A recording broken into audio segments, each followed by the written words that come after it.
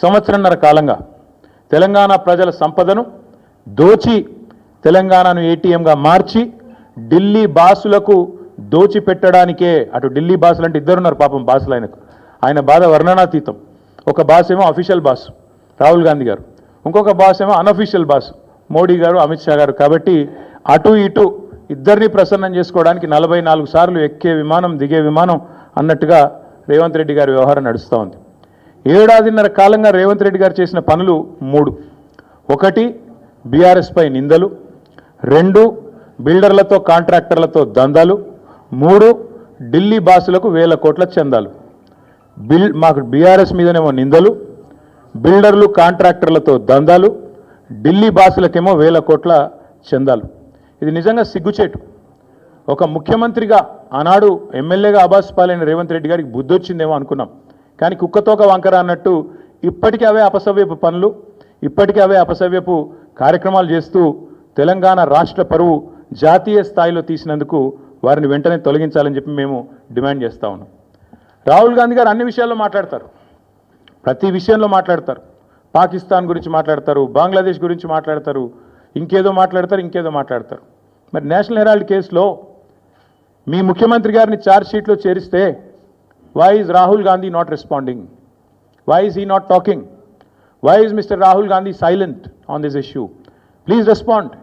One of your chief ministers along with you has been named in the charge sheet. You are accused 1 and accused 2, and your CM, your chief minister of Telangana, and also the deputy chief minister of Karnataka have been named as people who facilitated money transactions into National Herald and Young India account. ఖచ్చితంగా అడుగుతున్నాం, రేవంత్ రెడ్డి గారు ఎందుకు మౌనంగా ఉన్నారు? మాకు అనుమానం ఎప్పుడు వచ్చిందంటే ఈయన జపాన్ పర్యటన అని చెప్పి ఇక్కడికి వెళ్ళి తప్పించుకపోయినప్పుడు అనుమానం వచ్చింది మాకు. ఆ రోజు జపాన్ అని చెప్పి జపాన్లో ఎవరో ఈయన పిలిచినట్టు ఉరికిండు. చూస్తే కరెక్ట్గా అప్పుడే ఈడీలో A1 A2గా రాహుల్ గాంధీ గారిని, సోనియా గాంధీ గారిని పెట్టారు. దేశంలో ఉన్న కాంగ్రెస్ నాయకులు అందరూ స్పందించారు. కానీ రేవంత్ రెడ్డి గారు ఈ రోజు వరకు ఒక్కసారి కూడా నోరు విప్పలేదు. ఆ రోజు ఎందుకు అనుకున్న వాళ్ళకి ఇవాళ సమాధానం దొరికిందని నేను అనుకుంటా ఉన్నా.